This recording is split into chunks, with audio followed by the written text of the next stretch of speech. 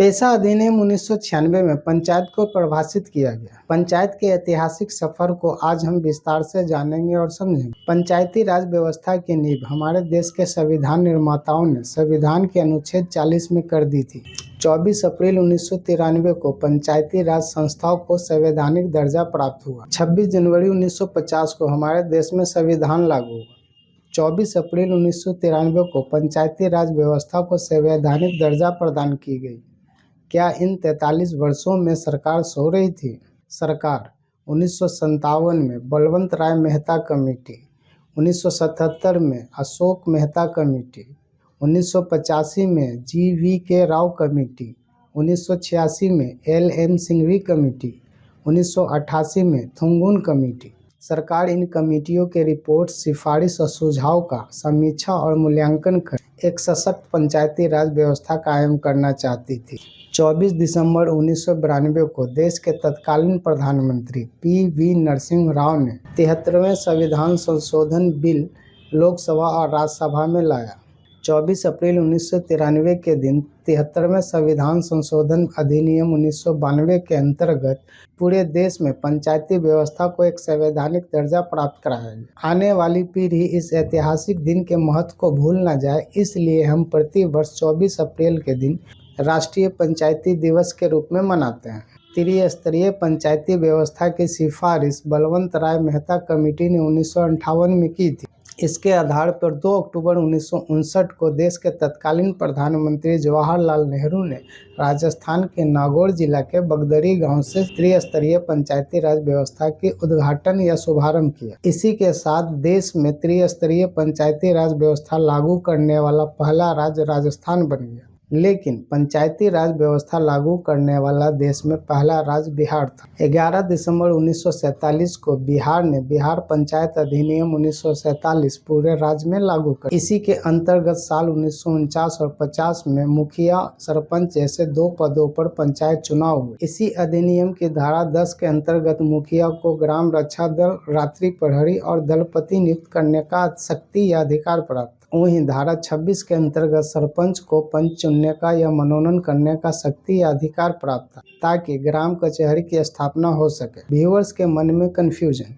15 अगस्त 1947 को देश आज़ाद हुआ।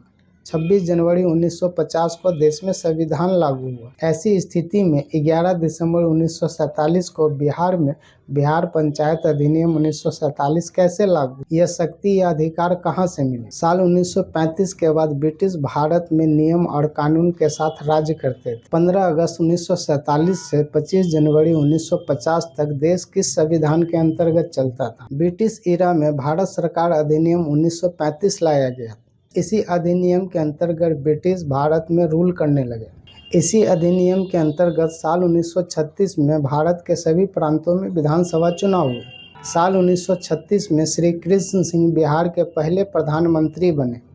प्रधानमंत्री शब्द इसलिए ब्रिटिश ईरा में इस अधिनियम के अंतर्गत मुख्यमंत्री के वर्तमान पद को प्रधानमंत्री कहा जाता था।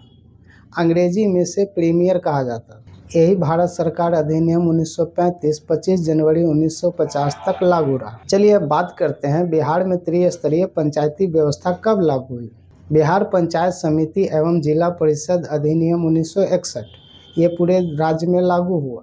साल 1964 में त्रिस्तरीय पंचायती राज व्यवस्था के अंतर्गत चुनाव हुए। लेकिन ध्यान देने वाली बात यह है, त्रिस्तरीय पंचायती राज व्यवस्था पायलट प्रोजेक्ट के रूप में सिर्फ 8 जिलों में लागू किया गया। वर्तमान बिहार में भागलपुर, मुजफ्फरपुर, दरभंगा और सारण। वर्तमान झारखंड में पलामू, रांची, हजारीबाग और धनबाद। साल 1964 से साल 1978 के बीच में कोई भी पंचायत चुनाव नहीं हुए। इस बीच बिहार में घोर राजनीतिक अस्थिरता का माहौल था, जिसे हम काला अध्याय के रूप में भी जानते। साल 1978 में बिहार के तत्कालीन मुख्यमंत्री कर्पूरी ठाकुर ने एक साथ त्रिस्तरीय पंचायती राज व्यवस्था के अंतर्गत पूरे बिहार में चुनाव करवाए। 1978 के बाद लगभग 23 वर्षों तक कोई चुनाव नहीं हुए। पुनः बिहार में चुनाव 2001 में हुए। 1978 में हुए पंचायत चुनाव में चुने गए जनप्रतिनिधि से ही सरकार ने औपचारिक रूप से कार्य लिया। साल 1989 में जवाहर रोजगार योजना आई। इस योजना के तहत बिहार के सभी गांव में ग्रामीण सड़क धड़ल्ले से और जोर शोर से बनी। जानकार और बड़े बुजुर्ग आज भी कहते थे 1989 की जवाहर रोजगार योजना मुखिया और अधिकारी को सरकारी पैसे के बंदरबाट के लिए एक गोल्डन ईरा कहा जाता है। अधिकांश लोगों को लगता है बिहार राज्य से एकमात्र राज्य झारखंड अलग होकर बना, लेकिन यह पूरी तरह सत्य नहीं है। बिहार पुनर्गठन अधिनियम 2000 के अंतर्गत 15 नवंबर 2000 को झारखंड अलग राज्य बना। 1 अप्रैल 1936 के दिन भी बिहार राज्य से एक अलग राज्य बना। नाम अगर आप जानते हैं तो प्लीज कमेंट्स कर बताएं। 1 अप्रैल 1936 के दिन बिहार राज्य से एक अलग राज्य उड़ीसा बना।